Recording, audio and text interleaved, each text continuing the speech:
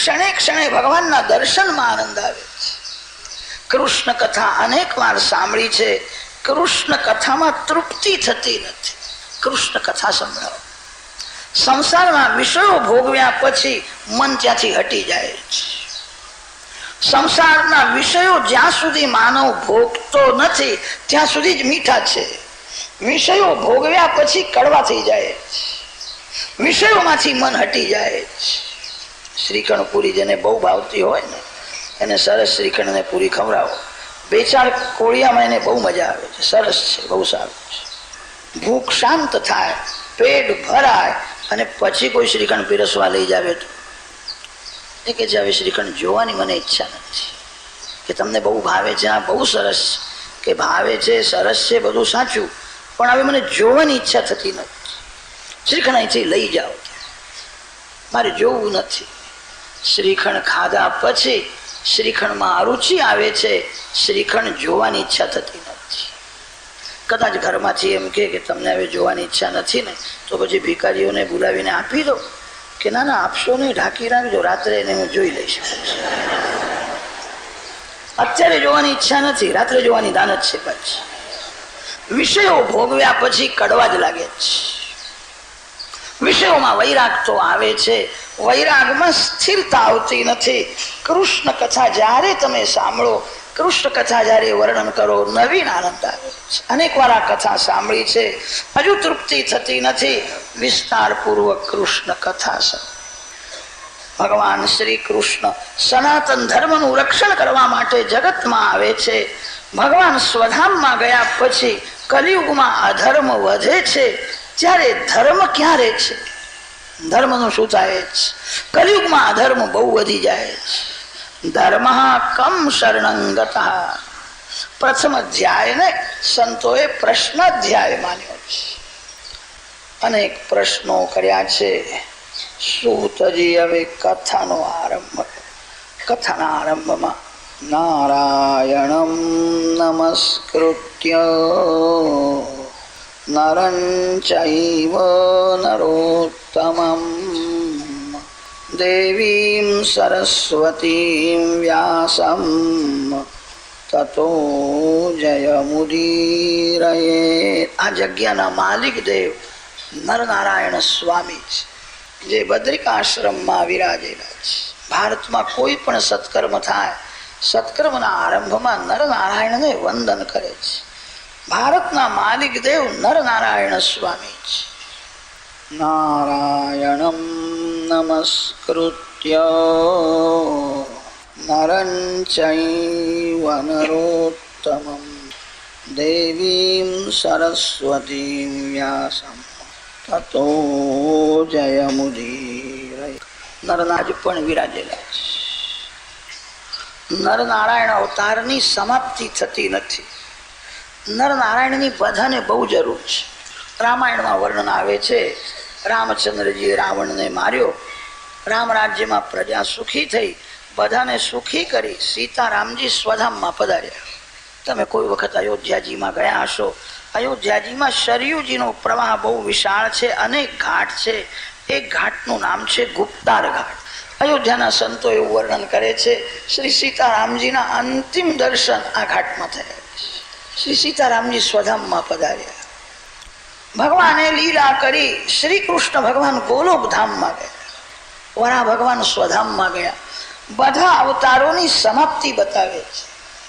નરનારાયણ અવતારની સમાપ્તિ થતી નથી. નરનારાયણ ભગવાનની બધાને જરૂર છે.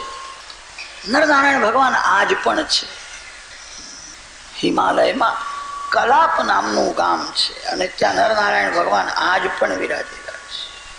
બીજા બધા અવતારો લીલા કરીને સ્વધામમાં ગયા છે. નરનારાયણની બધાને સર્વકાળ જરૂર છે. નરનારાયણનો અંશ છે. નરને નારાયણના ચરણમાં જવું છે તો તેને શાંતિ મળે છે. નરનારાયણ ભગવાન આજ પણ તપ કરે છે, જગતને જ્ઞાનનો ઉપદેશ કરે છે. નરનારાયણ સર્વના સદગુરુ છે. ગુરુદેવની એ બધાને જરૂર છે. કલાપ ગ્રામમાં નરનારાયણ સ્વામી પ્રત્યક્ષ વિરાજે છે. 2500 વર્ષ થયા. શ્રી શંકરાચાર્ય મહારાજ એમના દર્શન કરવા માટે ત્યાં ગયા. હિમાલયમાં એવી જગ્યામાં નરનારાયણ ભગવાન વિરાજેલા છે, દેવોને પણ એ ઠંડી જલ્દી સહન થતી નથી. મહાયોગી હોય એ જે ઠંડી સહન કરી શકે એવી જગ્યામાં નરનારાયણ સ્વામી વિરાજેલા. શ્રી શંકરાચાર્ય મહારાજે કહ્યું, આપ એવી જગ્યામાં બેઠા છો, કલયુગના લોકોને આપના દર્શન કેવી રીતે થાય? ત્યારે નરનારાયણ પ્રભુએ આજ્ઞા કરી, તમે નારદ કુંડમાં સ્નાન કરો. સ્નાન કરશો ત્યારે મારું સ્વરૂપ તમારા હાથમાં આવશે અને તે સ્વરૂપની સ્થાપના કરો. શ્રી શંકરાચાર્ય મહારાજે નારદ કુંડમાં સ્નાન કર્યું છે. ગંગાજીના કિનારે નારદ કુંડ છે. ગંગાજી વેગમાં જ્યારે બહુ ઉછળે છે ત્યારે નારદ કુંડમાં આવે છે. નારદ કુંડમાં સ્નાન કર્યું ત્યારે હાથમાં નારાયણનું સ્વરૂપ આવે અને તે સ્વરૂપની સ્થાપના શ્રી શંકરાચાર્ય મહારાજે પોતાના હાથે કરી છે. લોકો જે બદ્રીનારાયણમાં જાય છે એ બદ્રીનારાયણ શંકરાચાર્ય મહારાજે સ્થાપન કરેલા છે. શંકરાચાર્ય મહારાજે તામ્રપટમાં આજ્ઞા કરી છે, નરનારાયણની પૂજા કરવા માટે અમારા દેશનો, અમારા ગામનો, અમારા જાતિનો જ બ્રાહ્મણ આવે, અન્ય કોઈ અંદર જાય નહીં. બદ્રીનારાયણ ભગવાન ઉત્તર દિશામાં વિરાજેલા છે. શ્રી શંકરાચાર્ય મહારાજ કેરળ દેશમાં, દક્ષિણ ભારતમાં પ્રગટ થયા છે. બદ્રીનારાયણની પૂજા કરવા માટે કેરળ દેશમાંથી શંકરાચાર્ય મહારાજના જાતિનો બ્રાહ્મણ આવે છે. અન્ય કોઈને પૂજા કરવાનો અધિકાર આપ્યો નથી. જે 3 વાર સંધ્યા કરે, જેને 3 વેદોનું જ્ઞાન હોય, હજારો વર્ષ થઈ ગયા છે. તામ્રપટમાં જે લખ્યું છે એમની આજ્ઞાનું આજ પણ પાલન કર્યું. ભગવાન તમને જ્યારે કૃપા કરીને બોલાવે ત્યારે પ્રત્યક્ષ દર્શન કરજો. અહીંયા બેઠા બેઠા આજે મનથી દર્શન કરજો. મનથી કોઈ પાપ કરે એની સજા થાય. મનથી ભગવાનના દર્શન કરે, મનથી ભગવાનના ચરણમાં તુલસીજી અર્પણ કરે, મનથી પૂજા કરે, એનું પણ ફળ છે. બદ્રીનારાયણ ભગવાન પદ્માસનથી વિરાજેલા છે. ડાબા સાથળમાં જમણો પગ છે, જમણા સાથળમાં ડાબો પગ છે. બદ્રીનારાયણ ભગવાનની નજર નાકના અણીમાં છે, અગ્રભાગમાં છે, ચતુર્ભુજ છે. બદ્રીનારાયણ છે રાજાધિરાજ. એમની સેવા બધી તપસ્વીની સેવા છે. જગતને તપશ્ચર્યાનો આદર્શ બતાવ્યો છે. હું ઈશ્વર છું પણ હું તપ કરું છું. તપ ન કરે એનું પતન છે. તપ શબ્દને ઉલટો કરો તો પત થાય છે. હું ઈશ્વર છું પણ તપ કરું છું. બદ્રીનારાયણમાં બધા લોકો ગરમ કુંડમાં સ્નાન કરે છે. ભગવાનના માટે ગંગાજીનું ઠંડુ જળ આવે છે. સવારે 4 વાગ્યા પછી બદ્રીનારાયણ ભગવાનને અભિષેક થાય છે. અભિષેકના દર્શનમાં બહુ આનંદ આવે છે. ગંગાજળથી અભિષેક કરે છે. ભગવાનને અભિષેક થયા પછી ચરણથી ગળા સુધી સર્વાંગમાં ચંદન અર્પણ કરે છે. બહુ ઠંડી પડે છે તો પણ ભગવાનને ગરમી લાગે છે. ત્યાં પૂજારી મહારાજને પૂછ્યું હતું કે ભગવાન તો બહુ કોમળ છે, આટલું બધું ચંદન કેમ અર્પણ કરો છો? એમણે કહ્યું, ભગવાન તપશ્ચર્યા કરે છે તેથી શ્રીઅંગમાં ગરમી બહુ વધી જાય. ભગવાન શંકરને હિમાલયમાં ગરમી થાય છે. જગતને તપશ્ચર્યાનો આદર્શ બતાવ્યો છે.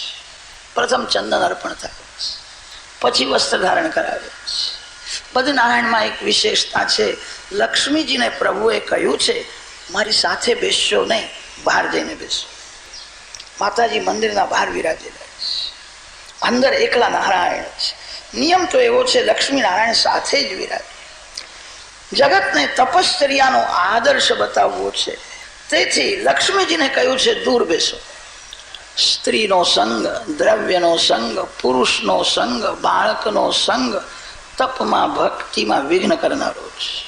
લક્ષ્મીજી કોઈ સ્ત્રી નથી, નારાયણ કોઈ પુરુષ નથી. લક્ષ્મી નારાયણ એક છે, પ્રત્યક્ષ પરમાત્મા છે. ભગવાનને પતિ પત્ની ભાવથી, કામ ભાવથી જોશો નહીં. શંકર ભગવાન પતિ છે અને પાર્વતી માતા પત્ની છે. શિવ પાર્વતી બંને એક જ છે. પતિ પત્ની ભિન્ન હોય છે. દેવોને કામ ભાવથી જુએ એનું મન બહુ બગડે, એના ભક્તિમાં વિઘ્ન આવે. ભગવાન પૂર્ણ નિષ્કામ છે. સીતારામ, રાધા કૃષ્ણ, લક્ષ્મી નારાયણ તેમને સ્ત્રી પુરુષની ભાવનાથી, પતિ પત્ની ભાવથી જોશો નહીં. જગતને ભગવાન આદર્શ બતાવે છે. બંને એક જ છે. પતિ પત્ની ભિન્ન હોય છે. લક્ષ્મી નારાયણ એક જ છે. લક્ષ્મીજી કોઈ સ્ત્રી નથી, સ્ત્રીના જેવો આકાર છે. લક્ષ્મીજીમાં સ્ત્રીત્વ નથી. જગતને એક શિક્ષણ આપવા માટે લીલા કરી છે. ભગવાન લક્ષ્મીજીથી દૂર બેઠા છે.